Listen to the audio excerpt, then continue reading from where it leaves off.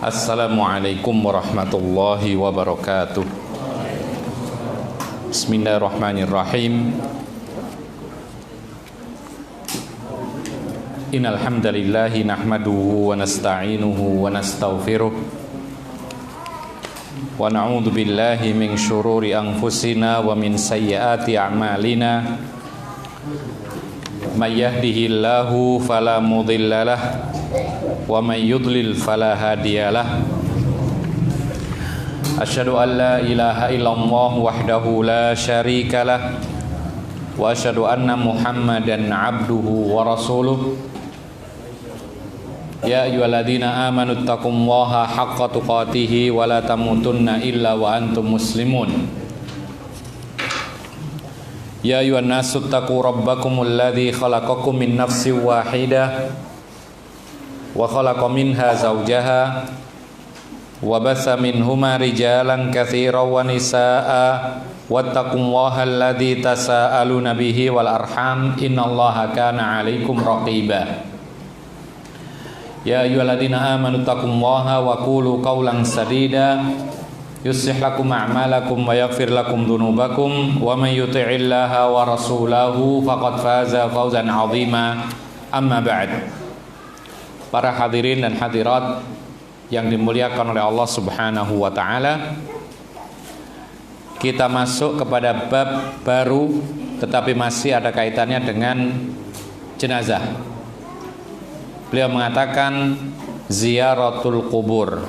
Pembahasan penjelasan tentang ziyaratul kubur. Ziarah artinya berkunjung.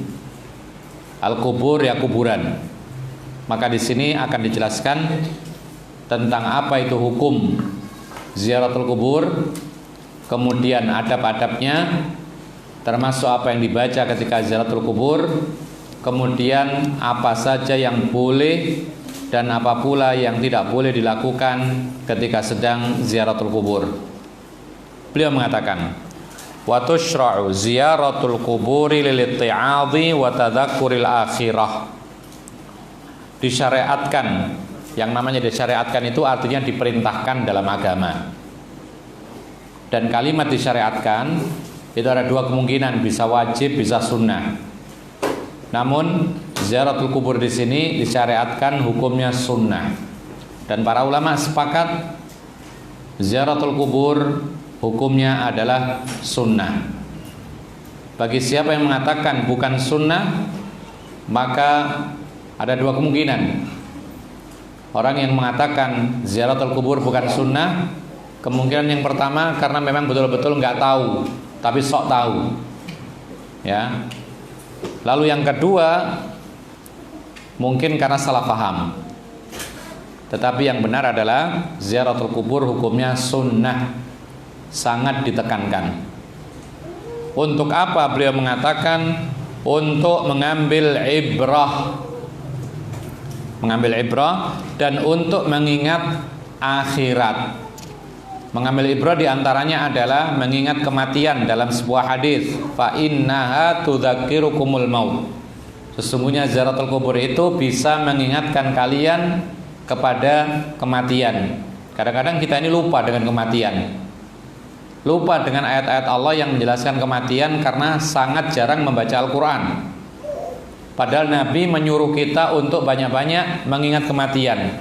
Maka dengan ziyaratul kubur kita langsung mengingat kematian, langsung sadar bahwasanya kita pun juga suatu saat akan diantar orang seperti saya sekarang mengantar jenazah ini. Kemana? Ke kuburan, ke tempat yang dikatakan sebagai alam barzakh, bukan tempat peristirahatan terakhir, bukan. Karena alam barzakh itu ada alam yang kedua dan setelah itu ada yang namanya alam akhirat. Kemudian Jadi ada beberapa hikmah yang disebutkan oleh para ulama dalam ziaratul kubur. Yang pertama adalah mengingatkan akhirat. Kadang kita ini hidup dunia. Ya. Kalau nggak percaya coba kita lihat kebanyakan orang. Pagi, siang, sore kerja. Bahkan kadang-kadang ngelembur sampai malam. Bahkan kadang-kadang tidak tidur malam. Untuk apa? Kerja, ngelembur. Kadang-kadang sholatnya pun juga bablas. Ya, padahal sholat itu untuk akhiratnya, kerja untuk dunia. Maka ini adalah orang yang melalaikan akhirat, tertipu dengan dunia. Padahal meskipun dia kerja keras, banting tulang, ngelembur, dapat uang banyak, dia tidak akan bawa sampai ke akhirat. Tapi kalau dia sisihkan waktunya untuk sholat, untuk melaksanakan perintah Allah, itulah yang dibawa sampai ke akhirat dan dia akan bahagia selama-lamanya. Maka dengan ziaratul kubur kita ingat kehidupan akhirat atau kampung akhirat. Satu. Yang kedua, ziaratul kubur mengingatkan kita kematian. Dalam hadis demikian disebutkan. Jadi kalau kita ziaratul kubur yang tadinya nggak ingat mati, lihat kuburan, langsung kita ingat kematian. Ya.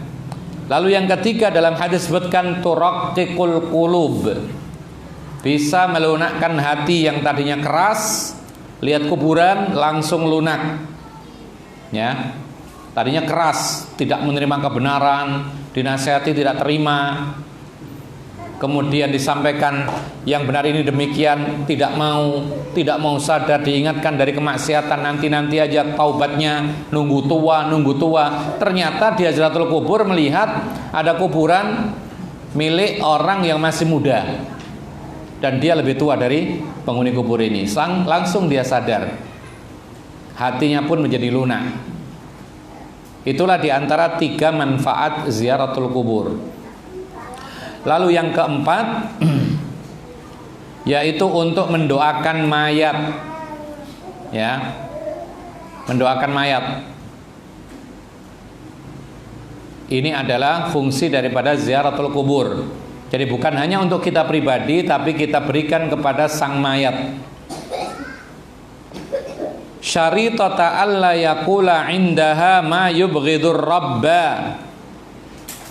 Ziaratul kubur itu disyaratkan tidak boleh berucap di sisi kuburan ucapan-ucapan yang membuat Allah murka. Kadang-kadang orang duduk di kuburan tapi ucapannya membuat Allah murka. Apa itu contohnya?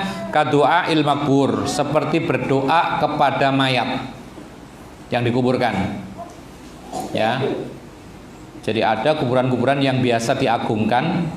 Itu kadang-kadang ada orang yang minta langsung kepada sang mayat, padahal mayat ini tidak bisa mendengar, apalagi menjawab, apalagi menolong. Dan ini bentuk isti'anah kepada selain Allah.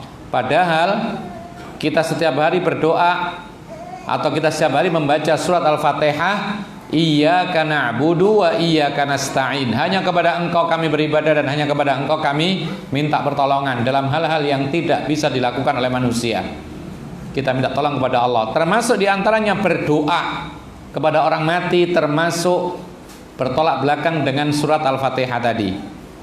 Dan itu isti'anah yang sifatnya ibadah. Kalau diminta kepada selain Allah, padahal yang diminta tidak bisa melakukan, ini termasuk ibadah kepada selain Allah. Dan ibadah selain Allah itu adalah kesyirikan. Dan ingat, kesyirikan itu membuat Allah murka. Bahkan murka Allah terbesar ketika manusia ini yaitu beribadah kepada selain Allah subhanahu wa ta'ala. Wal istighatsatu bihi min dunillahi. Dan termasuk yang dimurkai oleh Allah adalah beristighatsah. Istighatsah itu minta tolong dari musibah atau keburukan yang sedang menimpa. Ya.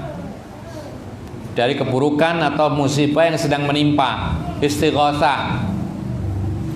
Kepada siapa? Kepada mayat selain Allah subhanahu wa ta'ala. Maka ini pun juga termasuk ucapan-ucapan yang dimurka. Berarti apa yang diucapkan ketika di kuburan? Ya memintakan ampun kepada Allah buat sang mayat. Wa nahwu dzalika, dan yang semisalnya, an Abi Sa'id al-Khudri radhiyallahu anhu qala Rasulullah sallallahu alaihi wasallam, inni nahaitukum an ziraratil kuburi fazuruha fa inna fiha ibrah wa la taqulu ma yuskhitur rabba. Kata Nabi sallallahu alaihi wasallam, sesungguhnya aku melarang kalian dahulu, yaitu ziaratul kubur. Jadi dulu pernah dilarang, karena sebelum atau di awal-awal Islam itu masih ada orang-orang yang bergantung hatinya kepada mayat, menggantungkan dirinya, nasibnya, usahanya, keberhasilannya, tawakalnya, bahkan sebagian bentuk-bentuk nazar itu kepada Lata, Uzza, Manata. Ini 3 yang paling besar berhala, yang mana mereka berhala-berhala ini asalnya adalah orang saleh, seperti Lata, karena yaitu sawiqalil hujjaj. Lata ini adalah seorang yang saleh, dermawan sekali. Kebiasaannya kalau musim haji dia bikin roti, terus bikin roti, jadi dikasihkan orang-orang yang lewat haji. Kemudian ketika meninggal dunia, orang merasa kehilangan, kemudian diingat-ingat, dibuatkan gambar, kemudian dibuatkan timsal, patung, dan akhirnya orang-orang lupa kisah ini, kemudian menyembah, dijadikan sebagai perantara antara diri mereka dengan Allah. Itu asal usulnya Lata, Uzza, Manata juga demikian. Nah, ma'asyiral muslimin rahimakumullah, Rasulullah sallallahu alaihi wasallam mengatakan, dahulu kalian aku larang untuk ziaratul kubur. Sebabnya adalah karena orang-orang masih bergantung kepada mayat, dikhawatirkan nanti terjerumus kepada kesyirikan. Rasulullah melarang di awalnya. Lalu kemudian sekarang kata Rasulullah, lakukanlah, karena sudah dibekali dengan prinsip tauhid yang benar, dijelaskan tentang konsekuensi bersyahadat, dijelaskan tidak boleh ketergantungan manusia kepada mayat meskipun dia orang saleh, masing-masing orang berdoa kepada Allah. Maka Rasulullah memerintahkan ziaratul kubur, karena di dalam ziaratul kubur itu ada ibrahnya. Sudah kita sebutkan ibrahnya tadi. Dan jangan sekali-kali mengatakan sesuatu yang membuat Allah murka, seperti ucapan-ucapan yang berupa kesyirikan. Wan nisa'u karrijal. Ini seolah-olah beliau menjawab pertanyaan, apa hukumnya ziaratul kubur bagi wanita? Kalau tadi laki-laki jelas disunahkan, sekarang apa hukumnya ziaratul kubur bagi kaum wanita? Beliau menjawab, an-nisa'u karrijali fi istihbabi ziyaratil kuburi li musyarakatihinna lahum fil illah. Kaum wanita sama dengan laki-laki dalam kesunahan ziaratul kubur. Kenapa? Karena laki perempuan sama-sama dalam masalah ibrahnya ziaratul kubur. Butuh ibrah ini, mengingat kematian, mengingat kampung akhirat, melunakkan hati, dan juga mendoakan mayat. Ini apakah khusus bagi laki-laki? Tidak, perempuan pun juga bisa melakukannya. Dan perempuan pun juga butuh apa? Mengingat kematian, mengingat akhirat, dan melunakkan hati. Apalagi perempuan kadang-kadang hatinya keras, kan gitu. Ya, apalagi perempuan yang jarang-jarang mengaji misalnya, sudah tidak pernah mengaji, di rumah ditemani dengan televisi, ya. Kalau nggak televisi ya HP, kalau nggak televisi nggak HP ya teman-teman yang ngajak perkara-perkara yang kadang-kadang sia-sia, ya. Maka kalau demikian biasanya tidak mengingat kepada kehidupan akhirat, maka mereka butuh diingatkan untuk akhirat dan kematian. Ini alasannya. Kenapa wanita pun juga disunahkan ziaratul kubur? Karena sama dengan laki-laki, butuh peringatan terhadap kematian, butuh peringatan terhadap kampung akhirat, dan juga butuh supaya hatinya lunak, kemudian juga bisa mendoakan sang mayat. Ini alasan yang pertama. Yang kedua, lati min ajliya syuriat ziaratul kubur, yang mana dengan sebab ibrah itulah ziaratul kubur disyariatkan. Yang kedua, walima marra fi ma yuqalu 'inda ziyarati an Aisyah sa'alat Rasulullah sallallahu alaihi wasallam madza taqulu idza zaratil kubur. Alasan yang kedua kenapa perempuan juga disunahkan ziaratul kubur, maka seperti yang telah lalu, yaitu ketika pembahasan ziarah, Aisyah radhiyallahu anha pernah bertanya kepada Nabi, doa apakah yang diucapkan ketika ziaratul kubur? Siapa yang bertanya? Aisyah. Kepada siapa? Rasulullah. Rasul jawab atau tidak boleh ziaratul kubur?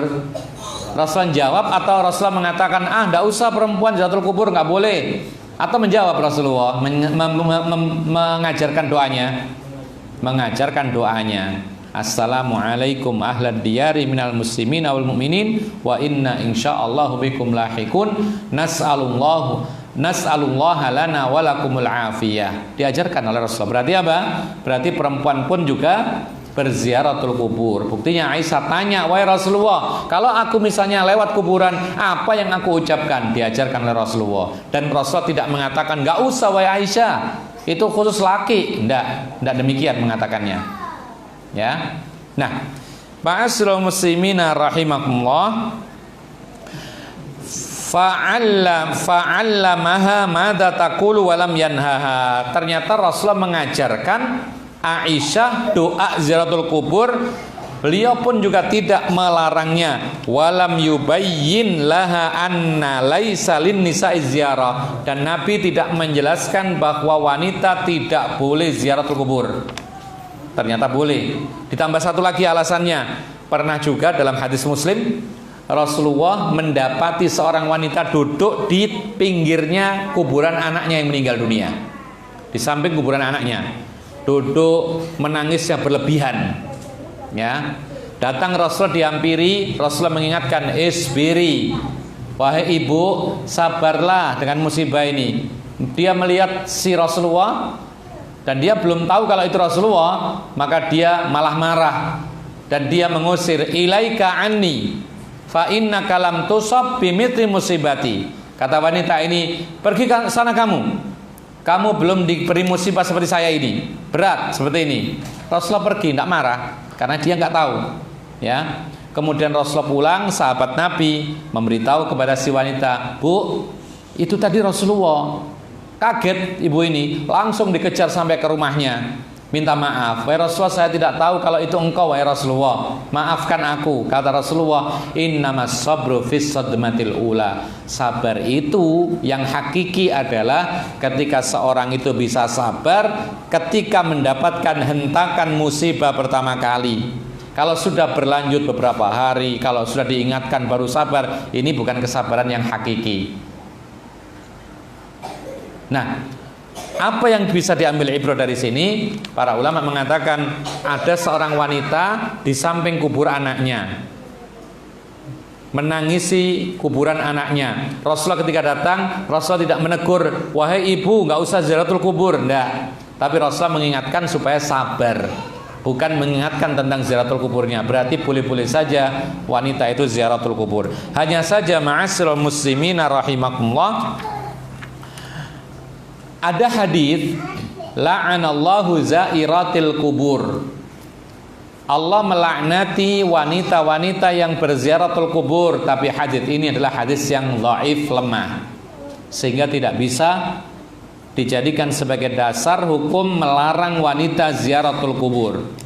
Namun ada sebuah hadis yang hasan, bagus, bisa dikatakan sahih. Apa itu? La'anallahu zawaratil kubur. Allah melaknat wanita yang suka ziaratul kubur atau sering ziaratul kubur. Dan hadisnya ini sahih. Maka dari itu pendapat yang kuat, wanita dalam masalah ziaratul kubur tetap sunnah, tapi dilarang untuk terlalu sering ziaratul kubur. Kenapa demikian? Satu, hadisnya demikian. Lalu yang kedua, beda antara laki dengan perempuan. Wanita itu kurang kesabarannya dalam masalah ini, dalam masalah musibah kurang kuat dan semisal. Ya, sehingga supaya tidak berlarut-larut kesedihannya, maka tidak boleh terlalu sering ziaratul kubur. Jadi kalau kita punya ibu ditinggal mati oleh ayah kita, lalu ibu kita pingin ziaratul kubur, boleh nggak kira-kira? Boleh. Nah, aku ziaratul kubur ya setiap hari, tolong antarkan, boleh nggak? Sampaikan kepada beliau, Bu, dalam Islam wanita silakan berziaratul kubur, tapi ada laknat Allah kalau terlalu sering wanita itu. Biarlah saya saja sebagai anak laki-laki. Nah, ma'asyiral muslimin rahimakumullah, oleh karena itu ini sekaligus sebagai jawaban orang yang belum mengerti tentang kajian kita ini. Mereka mengatakan dan menyuarakan kepada orang-orang yang banyak bahwasanya kita ini adalah anti ziaratul kubur. Ya. Ada orang mengatakan, "Oh, itu anti ziarah itu. Anti ziaratul kubur." Padahal kita membahas sunnah, bahkan sepakat para ulama sunnah Rasul. Siapa yang mengatakan anti ziaratul kubur?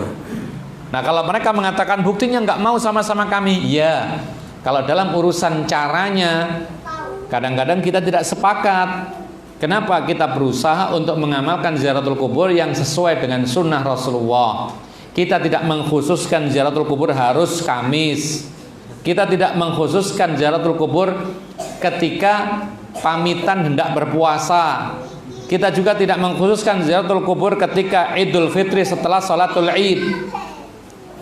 Kenapa demikian? Karena ziaratul kubur itu syariatnya, perintahnya mutlak, tidak diikat dengan waktu, tidak diikat dengan angka jumlah, tidak diikat dengan tempat tertentu, mutlak, dilepas. Yang penting ziaratul kubur. Bahkan para ulama mengatakan ziaratul kubur ini tidak harus orang yang dekat dengan dia. Ziaratul kuburan sahabatnya, tetangganya boleh. Ya. Jadi kita tidak usah mengikat harus hari ini, hari itu dan lain sebagainya. Bahkan Rasulullah SAW setelah salatul Id itu pulang melewati jalan lain selain dia ketika datang, dan tidak ada keterangan Rasulullah mampir ke kuburan. Dan ini menunjukkan bahwasanya ziaratul kubur itu bebas, tidak diikat waktunya, jumlahnya dan lain sebagainya. Ini yang kita pahami betul. Jadi tidak boleh kita mengikat sesuatu yang tidak diikat oleh Allah ketentuannya. Sama dengan sedekah ya. Sedekah itu bebas, kapanpun, dimanapun, berapapun, yang penting sedekah. Nah, kalau mengikat harus hari ini, harus hari itu, harus sekian juta, tidak usah demikian, menyulitkan akhirnya. Ya, baik, kita lanjutkan. Ma yahrumu indal kubur, perkara-perkara yang diharamkan di sisi kuburan. Apa saja yang dilarang ketika kita masuk kuburan? Kadang-kadang kita masuk kuburan tidak ngerti adab, kita kemudian langsung saja duduk di patokannya. Patokan ngerti ya? Nisannya, ya kan? Atau kemudian kita menginjak-injak ketika sedang menguburkan mayat, kita injak-injak kuburan tersebut, ya. Atau mungkin kita sebagai orang yang mendapat musibah kematian salah satu anggota keluarga, maka kita berniat baik menjaga kuburan sehingga apa? Dipondasi, ya. Ada kan? Dikasih pondasi. Lebih-lebih lagi ada lagi yang dibuat tembok lagi sedikit. Kemudian ada yang ditinggikan kasih pagar. Lalu ada tambah lagi dikasih kelambu, ada yang dikasih lampu dan lain sebagainya. Nah, apakah ini boleh atau tidak? Nanti akan ada jawabannya. Yang jelas di sini yang pertama, adzabhu liwajhillah, menyembelih sembelian karena Allah di kuburan dilarang, meskipun karena Allah. Ya.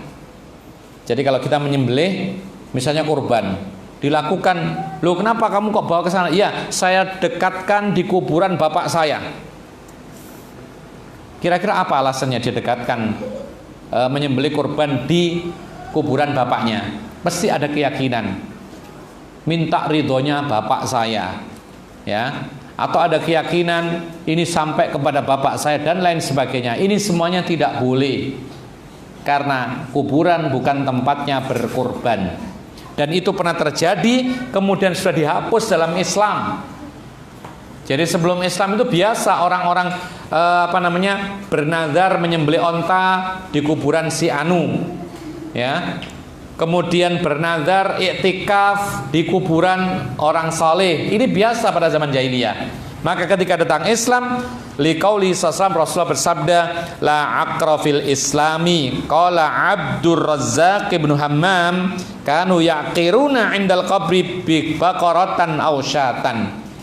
Nabi sallallahu alaihi wasallam bersabda, tidak ada sembelihan di kuburan dalam agama Islam. Dihapus. Tadinya masih ada.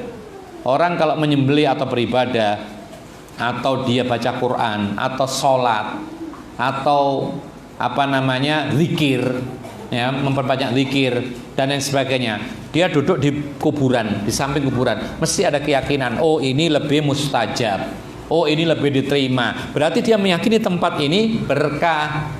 Padahal Allah dan Rasulnya tidak pernah mengatakan kuburan itu tempat yang berkah. Tidak ada. Ya, meskipun kuburan Rasulullah tidak ada keterangan bahwasanya tempat kuburnya Rasulullah ini berkah, nggak ada. Makanya Rasulullah memerintahkan sallu alayya haitsuma kuntum, sholawatlah kalian dimanapun kalian berada. Fa innaha tablughuni, maka sungguhnya salawat kamu dari manapun berada itu akan sampai kepada aku. Bahkan Rasulullah menyatakan nanti akan ada keterangan bahwa Allah mempunyai para malaikat sayyahin. Sayyahin itu berkeliling mencari salawatnya orang Islam, diambil disampaikan kepada Rasulullah. Tidak harus jauh-jauh, ya, tidak harus mendekati, tidak harus mendekati kuburan Rasulullah. Nah, ma'asyiral muslimin rahimakumullah, Abdur Razzaq ibnu Hammam mengatakan dahulu orang-orang jahiliyah itu menyembelih di kuburan-kuburan, baik itu sapi maupun kambing, karena mereka ada keyakinan lebih makbul, lebih terpenuhi hajat, lebih diterima, lebih apa, banyak sekali, lebih beruntung, mendapat nasib baik dan lain sebagainya, keyakinan. Dan mereka memilih kuburan-kuburan keramat, kuburan-kuburan yang dianggap mustajab di sana dan semisalnya. Dan ini tidak hanya berlaku dalam masalah menyembelih. Semua jenis ibadah yang tidak diperintahkan dilakukan di kuburan, maka tidak boleh kita lakukan di kuburan.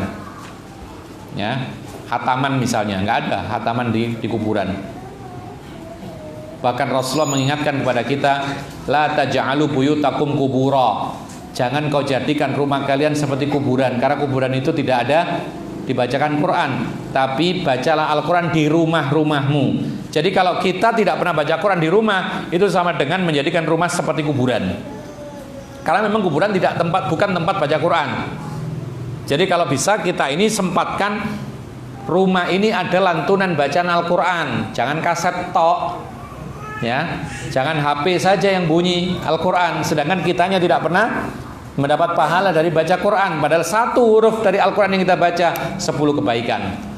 Nah kalau yang baca kaset, ya kasetnya, ya, yang apa? Ya tidak dapat pahala kaset kok, ya. Orangnya yang mendengar memang dapat pahala, cuman alangkah besarnya lagi, lebih besar ketika kita ini membaca kita sendiri dengan niat betul-betul membaca Al-Quran. Karena sebagian kita saksikan ini ya, musibah, yaitu dengan adanya HP itu bisa download semua bacaan Al-Quran, bahkan semua imam Masjidil Haram itu ada semua, sehingga tinggal pilih malam ini saya sudah putar sampai subuh, ya, dia tidur. Dari luar rumahnya terdengar suara Al-Quran, tapi orangnya tidur semua.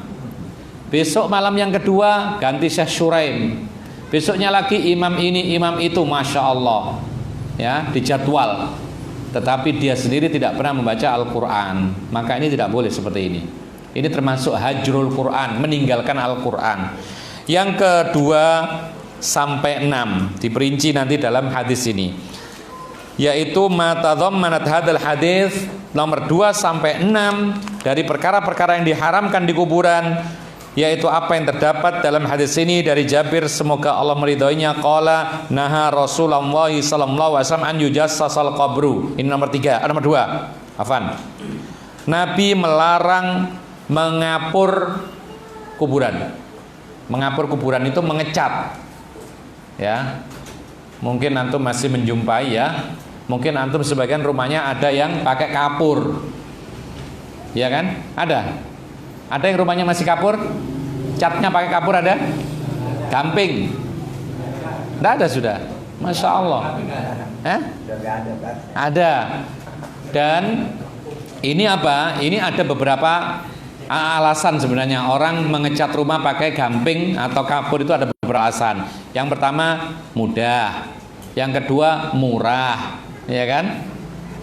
Tetapi kekurangannya adalah yaitu apa? Yaitu tidak awet. Makanya orang yang rumahnya catnya dengan kapur itu tiap tahun ngapur rumahnya itu, ya kan? Lalu kekurangannya yang kedua lagi, kalau kena baju yang tidak berwarna putih, akhirnya warna putih nempel ke baju. Nah sekarang banyak cat sudah, banyak yang ganti cat, ya. Nah, kenapa Rasulullah mengatakan dilarang yaitu mengapur kuburan? Karena dahulu tidak ada cat. Dulu nggak ada cat. Ini canggih-canggih cat ini sekarang. Dulu kalau memperbagus rumah ya dikapur, ya, pakai gamping yang dikasih air itu. Dulu. Nah, orang-orang dahulu pun juga demikian, membuat kuburan itu ada dikapur. Bagaimana dikapur? Sesuatu tidak akan dikapur kecuali ada bangunannya. Berarti di sini adalah tidak boleh mengapur, mengecat kuburan yang dibangun. Ya. Jadi cat. Kalau sekarang mungkin ada batasnya muter, itu yang dicat saja. Ini sama. Jadi kalau dahulu seandainya ada cat, maka Rasul pasti akan mengatakan dilarang dicat. Tapi karena catnya pakai kapur, maka Rasulullah mengatakan dilarang dikapur. Ini yang kedua. Yang ketiga, wa an yuq'ada alaihi. Tidak boleh juga duduk di atas kuburan. Bukan area kuburan ya, kuburan ini kuburan yang ada mayatnya ini yang nggak boleh diduduki. Antara kepala sampai kaki nggak boleh diduduki. Karena Rasul melarang. Karena ini menghinakan orang yang telah meninggal dunia. Jadi dalam Islam kita ini juga dituntut untuk menghormati manusia meskipun sudah mati. Di antaranya adalah tidak boleh menduduki kuburan. Adapun duduk di area kuburan yang tidak ada mayatnya itu boleh dan pernah dilakukan oleh Rasulullah SAW ketika beliau mengantarkan jenazah sambil menunggu proses penguburan selesai. Rasulullah duduk di kuburan sampai selesai. Pernah Rasulullah mengatakan, bahkan Rasulullah sempat yaitu menjelaskan tentang hubungan antara ajal dengan keinginan manusia yang sangat banyak. Bahkan Rasulullah sempat menggaris-garis di tanah. Ini keinginan yang banyak, ini kematian. Kadang-kadang kena yang ini, kadang-kadang selamat, lalu kena yang ini pasti mati. Ya. Jadi kematian itu mengintai kita. Kapanpun, dimanapun, sekitar kita ini banyak sekali sebab kematian. Tapi kebanyakan akan selamat, ya. Tapi kalau Allah sudah mentakdirkan pasti mati. Bahkan Rasulullah membuat sebuah kotak, ya, ditulis, kemudian dia menggambarkan banyak sekali a'rad ini sebab-sebab kematian. Kemudian menggambarkan orangnya dengan satu garis. Maka Rasulullah mengatakan, kalau yang ini selamat, maka yang ini kena. Yang ini selamat, yang ini kena. Ini apa artinya? Manusia itu dikepung dengan sebab kematian. Kita ke jalan, tabrakan sebab kematian. Ya kan? Kita ke kantor juga ada sebab kematian. Apa itu misalnya? Terpleset, jatuh, bisa mati. Ya. Kita naik kapal, tenggelam, mati, sebab juga kematian. Naik pesawat, meledak, mati. Naik apalagi? Naik sepeda apalagi? Bisa jatuh, lindes mobil, mati. Jadi kalau yang selamat yang ini, maka tidak akan selamat yang itu. Tergantung takdirnya Allah. Ya. Jadi tidak bisa meleset takdirnya Allah Subhanahu wa ta'ala. Tapi kita berusaha saja untuk menyelamatkan diri dari kematian. Jadi yang keberapa tadi? Yang ketiga adalah dilarang menduduki kuburan. Yang keempat, wa an yubna alaihi au yuzada alaihi. Dan yang keempat adalah Nabi melarang membangun bangunan di atas kuburan. Membangun bangunan di atas kuburan itu bentuknya apapun, bahannya apapun, yang mana ketika itu dikatakan sebagai bangunan dilarang. Ya, baik itu berupa pondasi atau mungkin sekedar bata-bata ditata, ya, atau mungkin cor, atau mungkin di keramik, atau mungkin di granit, atau mungkin dikasih atap. Bangunan enggak itu? Bangunan, ya. Maka ini semuanya dilarang, dan ini termasuk berlebihan terhadap mayat. Kemudian au yuzada alaihi, atau ditambahi kuburan itu dari benda yang lain. Karena sunnahnya adalah ketika kita menguburkan orang, kita gali kan, kita gali, kemudian kita masukkan mayat, kita tutup, kemudian kita kembalikan tanah yang digali ke tempat asalnya. Ini yang disyariatkan. Ya, kalau ditambah lagi 1 truk, maka ini yang nggak boleh. Paham? Atau ditambah lagi bentuk benda yang sudah jadi kotak begitu, atau apa namanya, yang beli jadi itu loh, kijing, ya, kijing ditambahkan di situ, tidak boleh juga. Karena apa? Karena ini termasuk menambah, meskipun dia tidak membangun dari awal tapi beli jadi taruh situ, tidak boleh. Lihat bagaimana kuburannya para syuhada. Antum kalau sempat ke Madinah, mudah-mudahan dimudahkan oleh Allah. Antum kalau sempat ke Madinah biasanya nanti diajak city tour Madinah. Nah, diantara paket city tour Madinah itu akan mampir ke syuhada Uhud, ke medan perang Uhud.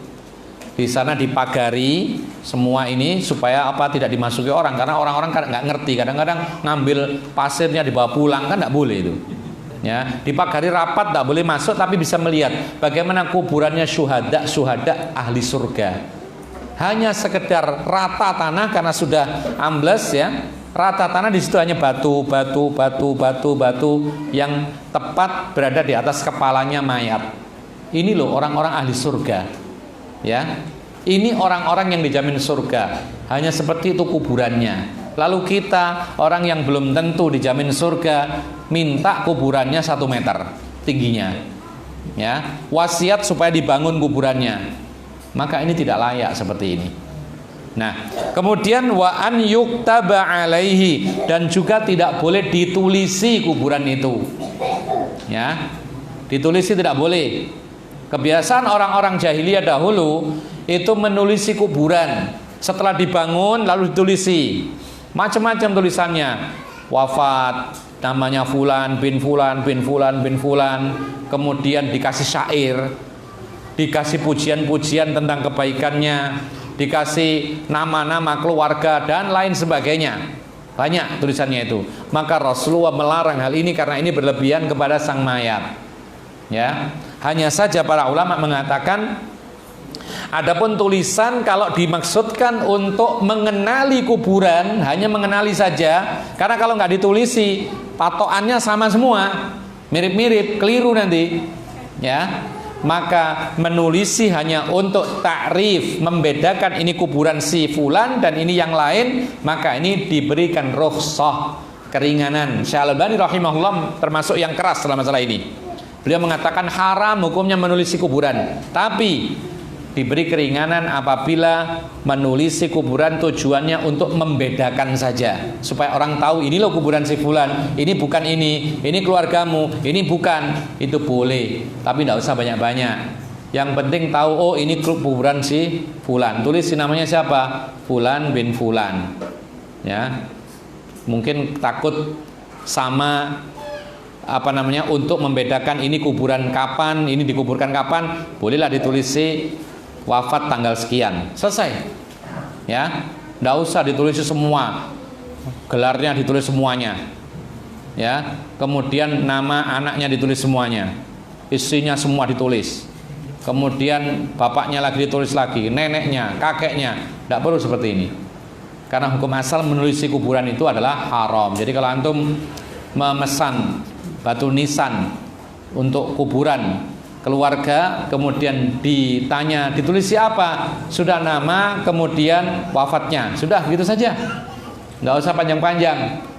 Ya, adapun ketika ingin mengetahui tanggal lahirnya, ada catatan di buku di rumah, ada, nggak perlu ditulis di kuburan tersebut. Kemudian ikhwan fillah azakumullah, Itu adalah yang keenam. Yang ketujuh, as-salatu ilaiha, salat menghadap kuburan. Ini termasuk dilarang oleh Rasulullah dalam sabdanya liqaulihi la tusallu ilal kuburi, jangan salat menghadap kuburan. Para ulama mengatakan larangan ini berlaku dan sepakat para ulama ketika dia sholat langsung menghadap kuburan. Ini kuburan, sholat, Allahu Akbar, di depannya kuburan. Ya, ini dilarang jelas. Bagaimana kalau seandainya tertutup? Maka terutama ketika kuburan itu di hadapan kiblatnya orang yang sholat, ya, maka ada dua pendapat. Yang pertama mengatakan kalau sudah tertutup maka dibolehkan. Misalnya di sini ada kuburan depan persis, hanya terhalang dinding masjid, langsung kuburan di sini. Maka sebagian para ulama mengatakan sudah boleh sholat di situ karena dia tidak menghadap langsung kuburan.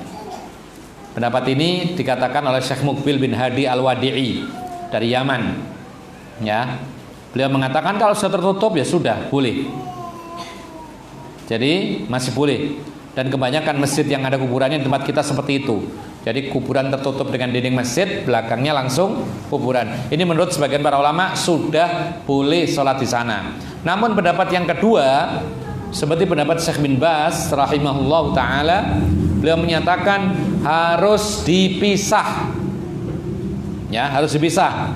Jadi kalau ada kuburan di depan kiblat, sini saya sudah tertutup, itu harus ada pemisahnya. Pemisahnya bisa jalan setapak atau pagar lain yang menghalangi antara masjid dengan kuburan. Jadi ada dinding yang lain atau pagar untuk pagarnya kuburan. Ketika ditanya, bukankah sudah tertutup dengan dinding? Beliau mengatakan dinding masjid itu fungsinya bukan untuk menghalangi kuburan dengan masjid, tapi dinding masjid ini adalah fungsinya untuk menutup masjid supaya tidak kena debu, tidak kena panas, hujan dan sebagainya. Dan hampir semua masjid mesti ada dindingnya.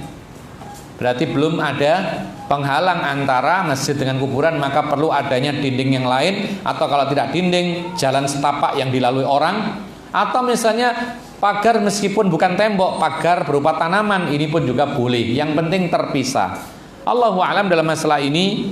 Yang penting ada dua pendapat ketika kuburan itu di hadapan orang yang sholat tertutup dengan dinding masjid. Sebagian mengatakan sudah cukup, sebagian mengatakan belum cukup. Dan kalau kita ingin lebih hati-hati, maka kita ambil pendapat yang mengatakan belum cukup, karena dinding masjid ini fungsinya bukan untuk menutupi diri kuburan tadi. Kemudian yang kedelapan, as-salatu indaha walau bidun istiqbal, sholat di kuburan meskipun tidak menghadap kuburan. Jadi ini kuburan ini, ya. Lalu sholat di dalam kuburan, area kuburan. Maka ini pun juga tidak boleh. Kenapa demikian? Karena Rasulullah mengatakan illal maqbarata wal hammam. Sholat itu boleh di mana saja kecuali satu yang tidak boleh. Apa itu? Sholat di kuburan dan di tempat mandi.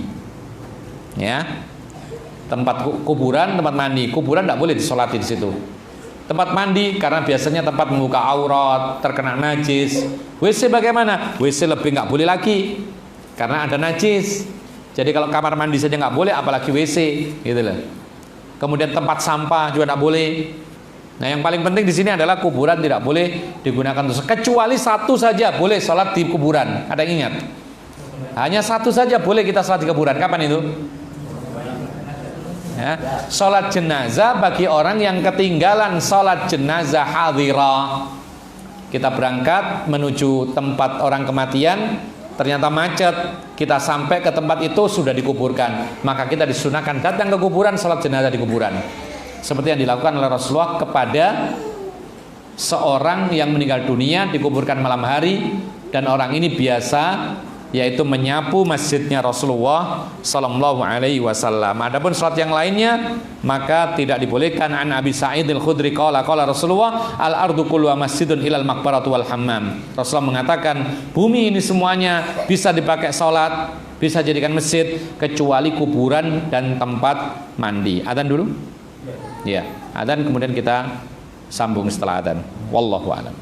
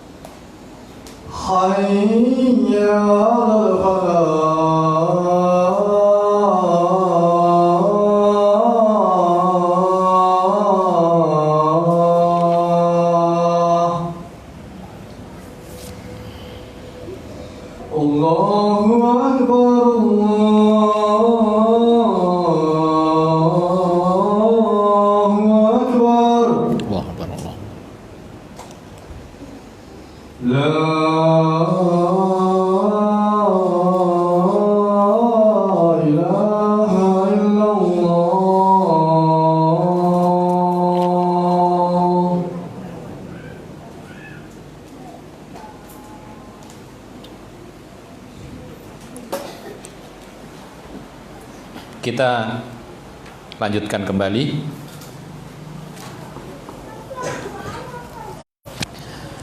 Tadi yang ke-8 adalah kita dilarang untuk sholat di kuburan, yaitu di area kuburan.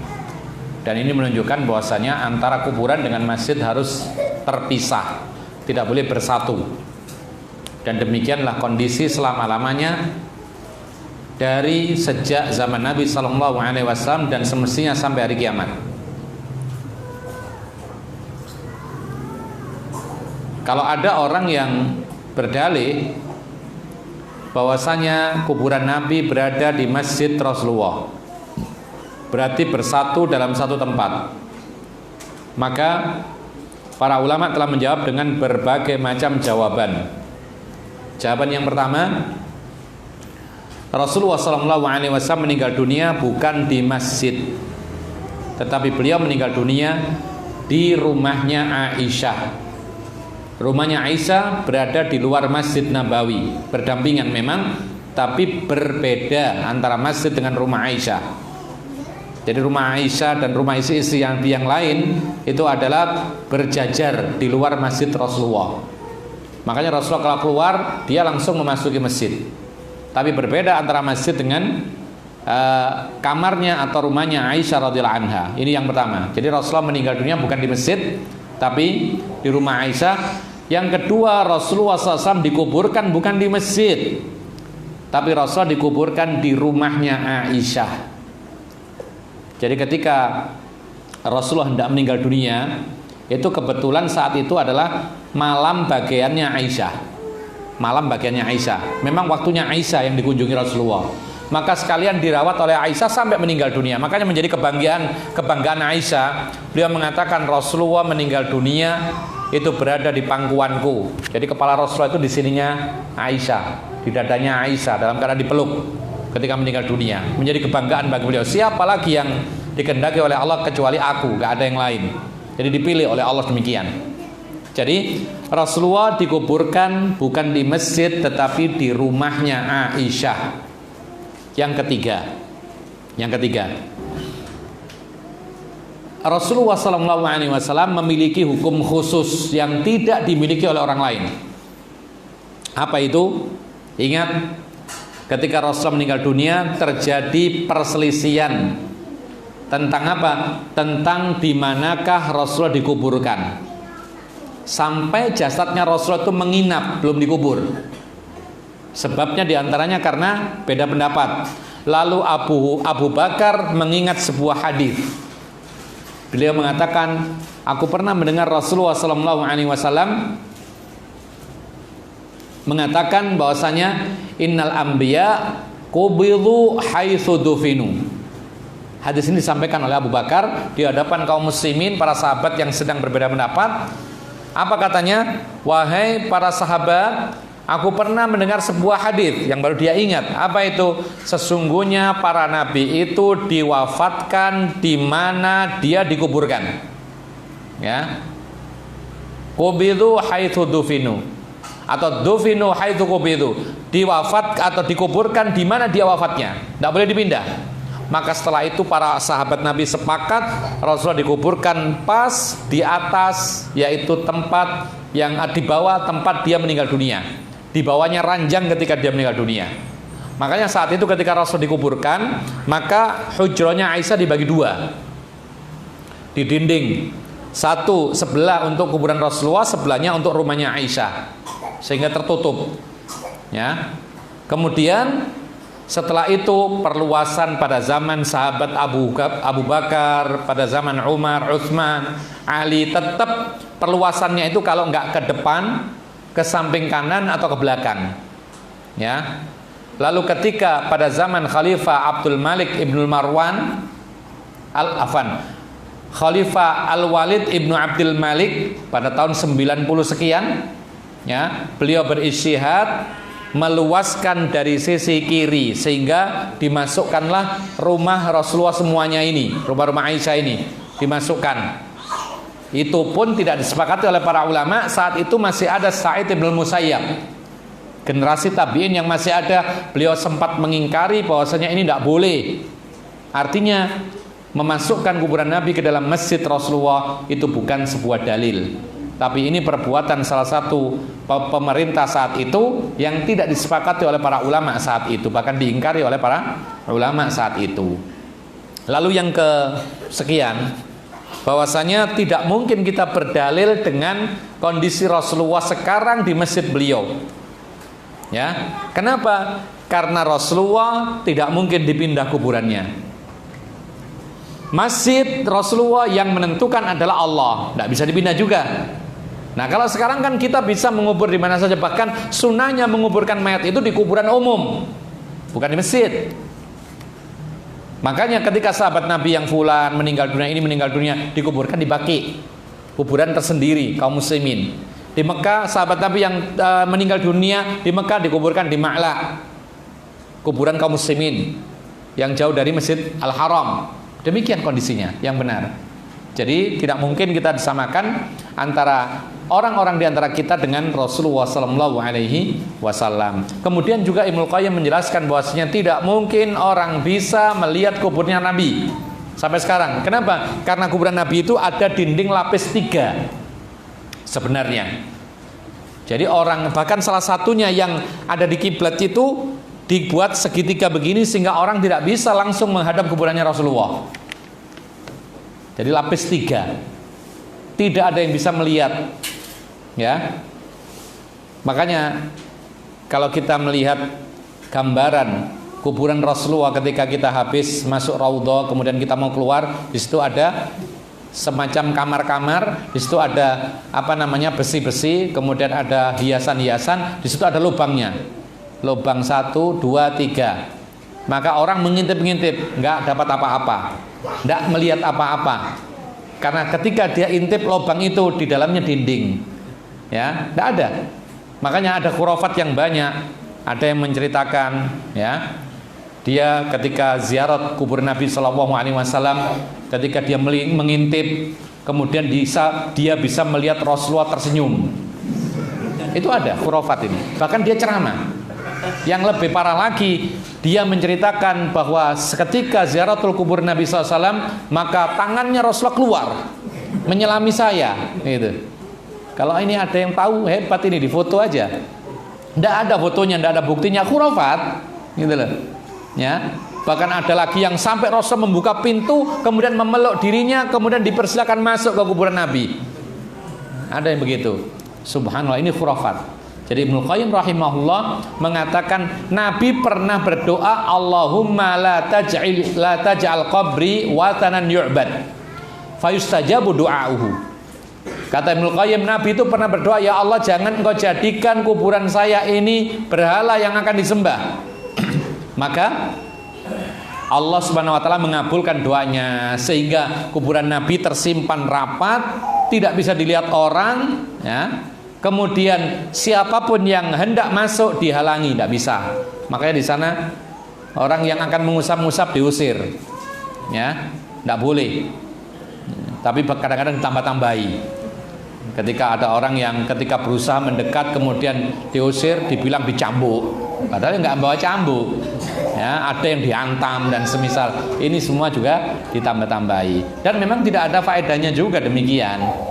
Jadi kuburan Rasulullah itu di dalam kamar itu, kemudian tidak ada satupun yang bisa menjamah kuburan Rasul. Dan ada keistimewaan Rasulullah SAW itu jasadnya tidak akan rusak selamanya. Dan ini keutamaan para nabi dan mukjizat semua nabi. Innal ardha la ta'kulu jasadal anbiya. Kata Nabi SAW, sesungguhnya bumi ini tidak akan memakan jasadnya para nabi semuanya. Jadi kita hanya sampai ke nomor 8, perkara-perkara yang terlarang, diharamkan di kuburan. Yang pertama menyembelih di kuburan, yang kedua adalah mengapur atau mengecat kuburan, yang ketiga menduduki kuburan, yang keempat membangun di atas kuburan, yang kelima yaitu menambahi kuburan dengan sesuatu yang lain, lalu yang keenam menulisi kuburan kecuali hanya sekedar memberikan tanda supaya nggak hilang. Yang ketujuh sholat menghadap kuburan. Yang kedelapan sholat di area kuburan. Baik, barangkali ini yang bisa kita sampaikan, kita cukupkan karena masih panjang, ada sampai nomor 13. Kita masih nomor 8, insya Allah kita akan lanjutkan pada kesempatan berikutnya. Setelah kitab penjelasan janaiz, ini terserah mau dibahas kelanjutannya atau gimana ini. Kalau kita bahas urutannya ya, ini besok masih satu kali lagi. Nah setelah satu kali lagi selesai, itu masuk kepada pembahasan puasa. Padahal kita puasa sudah, ya, maksudnya sudah berpuasa. Kemudian setelah puasa ada zakat, setelah zakat ada haji, setelah haji ada nikah, setelah nikah ada jual beli. Kita urutkan atau kita pindah nanti? Hah? Haji panjang, tidak semuanya haji sekarang kan gitu. Hah? Jual beli atau nikah?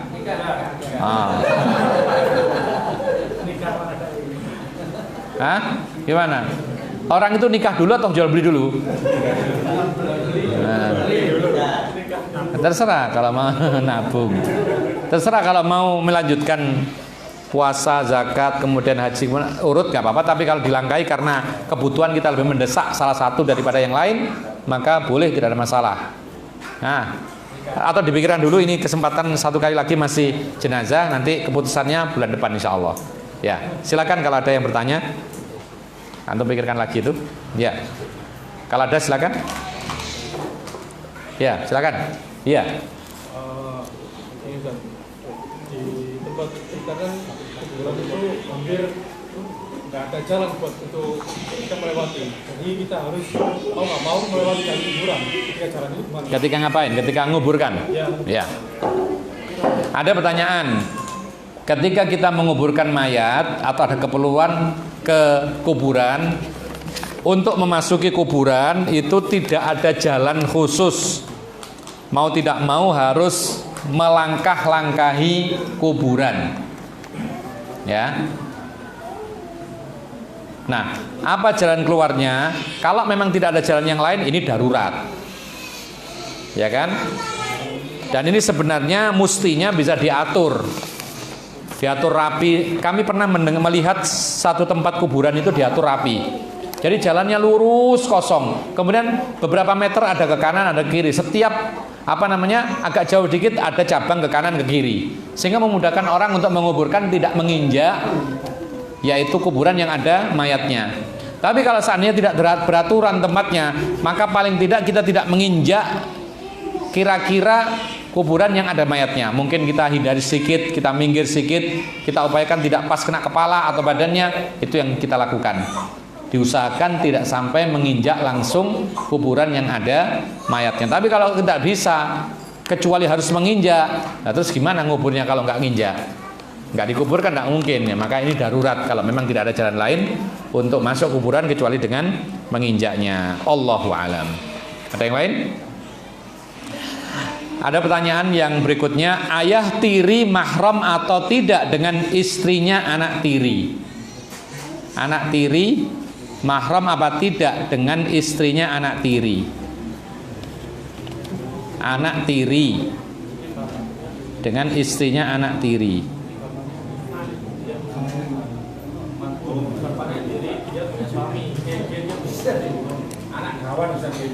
Anak gawan dengan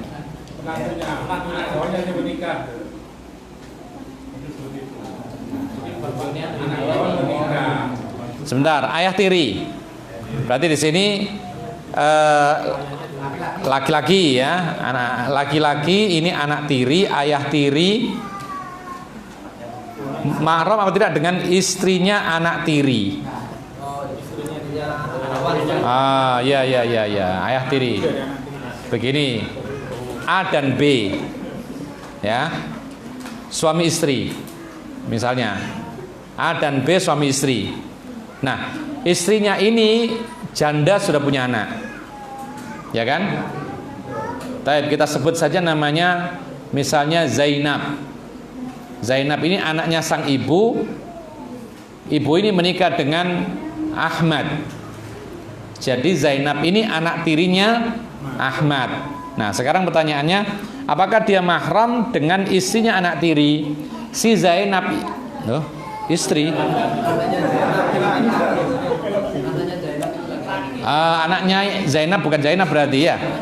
Berarti gini, dirubah. Perempuan ya. Jadi ayah tiri, suami istri, ya. Sang istri ini sudah punya anak janda, dia ini namanya Ahmad, ya.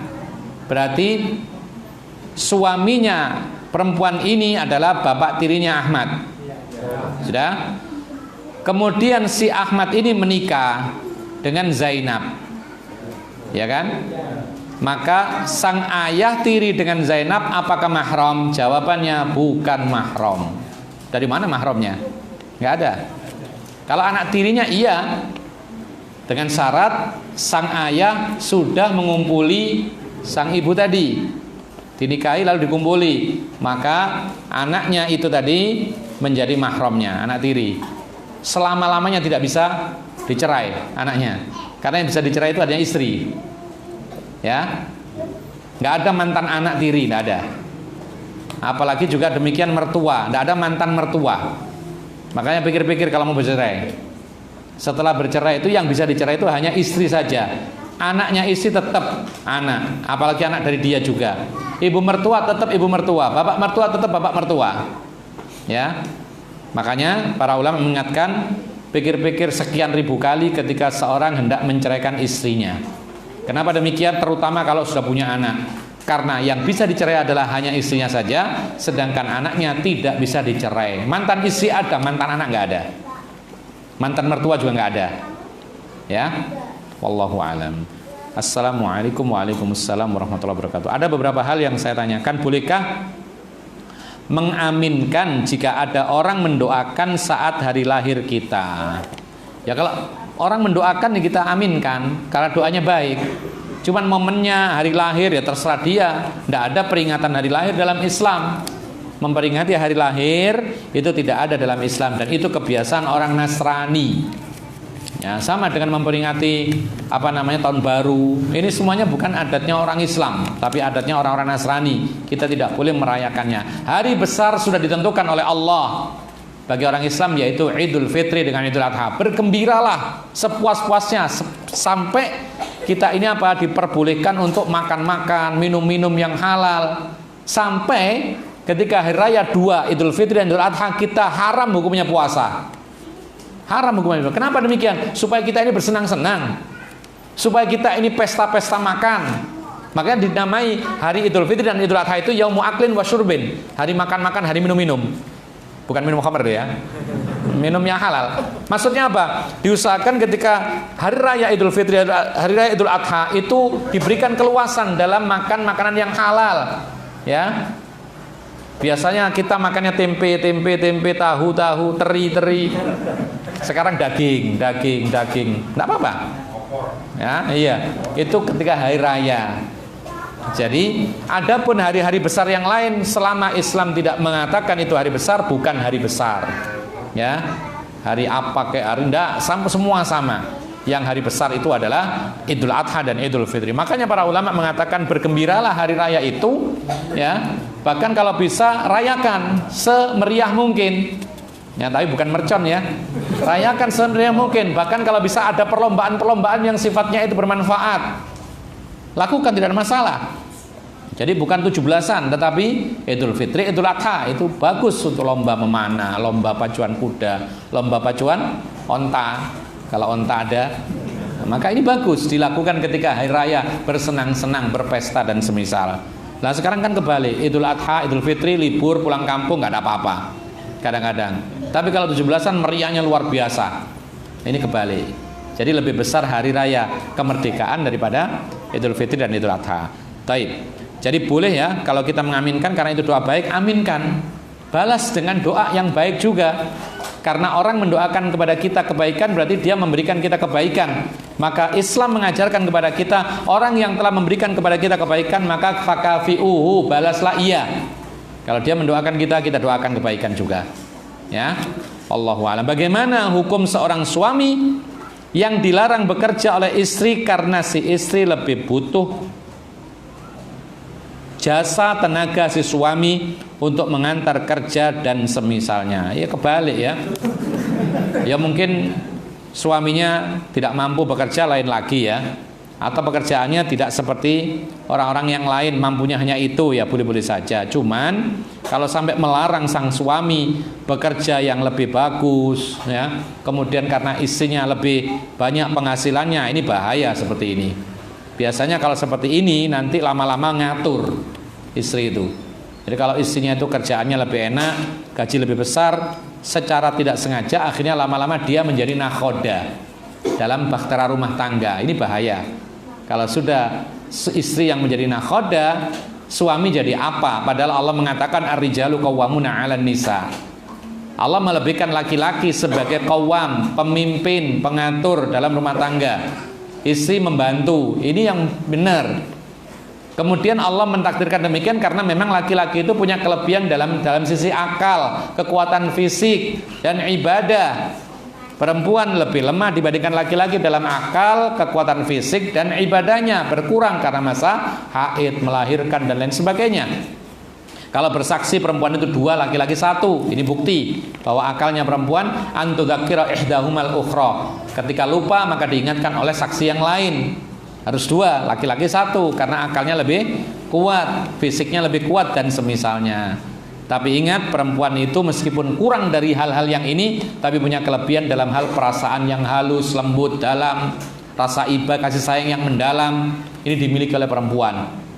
Kalau laki-laki kelebihannya dari sisi fisik, akal, dan ibadahnya. Allahu a'lam. Jadi tidak boleh melarang seorang suami untuk bekerja, karena itu adalah tugasnya laki-laki itu memberi nafkah wanita atau keluarga. Wanita atau istri berkhidmat untuk suaminya. Ini hukum asalnya. Jangan dibalik. Nah, karena kalau dibalik semuanya rusak. Dan yang kasihan lagi atau yang menjadikan hal yang bahaya, ketika lapangan pekerjaan itu diambil semua oleh kaum perempuan, laki-lakinya akhirnya ngerampok. Ya, ngerampok, begal, kemudian mencuri. Di antara sebabnya karena apa? Lapangan pekerjaan diambil semua wanita. Sekarang semua wanita, tukang parkir wanita, penjaga pom bensin wanita, penjaga toko wanita, semua, kondektur, bahkan supir truk ada wanita sekarang. Nah, akhirnya laki-lakinya ngapain sekarang? Ayo, habis sudah. Akhirnya jatuh kepada perbuatan kriminal. Jadi tidak layak seorang istri melarang suaminya bekerja, akhirnya kemudian menjadi ojeknya dia saja. Jangan, kasihan dia. Kalau ditanya nanti pekerjaannya apa? Ternak teri katanya. Antara anak, antar istri. Allahu a'lam. Wallahu a'lam. Ada yang lain? Terakhir? Ya.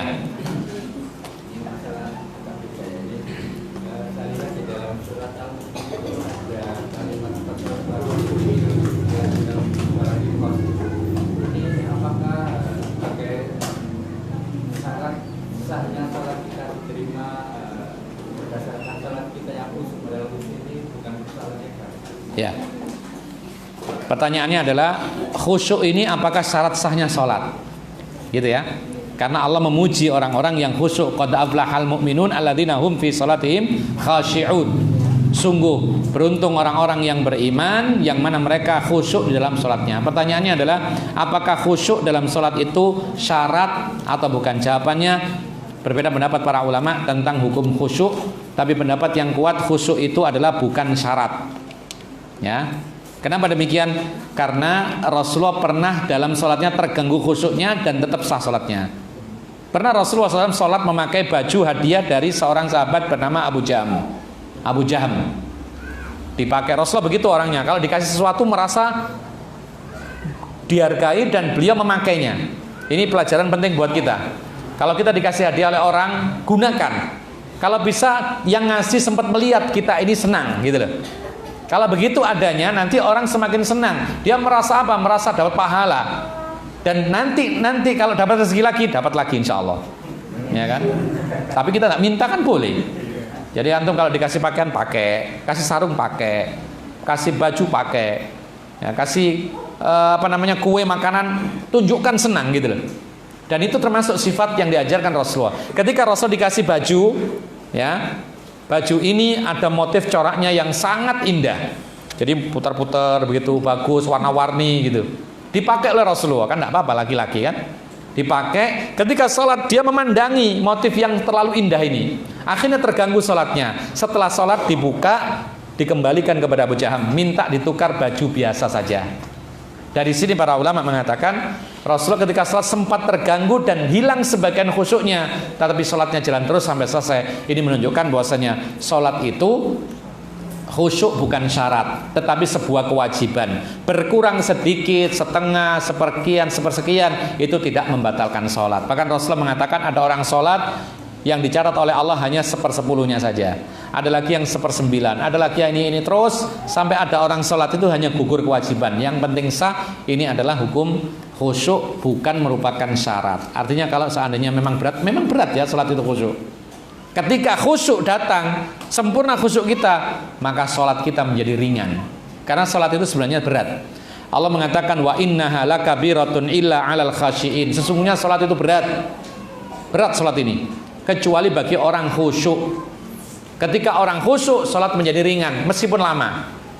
Antum pernah nggak merasakan sholat itu berat sekali? Pernah?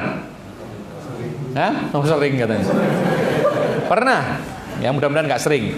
Dan itu sebabnya adalah sebab-sebab khusyuknya nggak ada. Sholatnya subuh, imamnya bacaan panjang, bacaannya nggak enak, ya. Hafalannya salah-salah, kemudian tempatnya nggak bersih, bau basi atau busuk, kemudian apalagi sebabnya yang lain.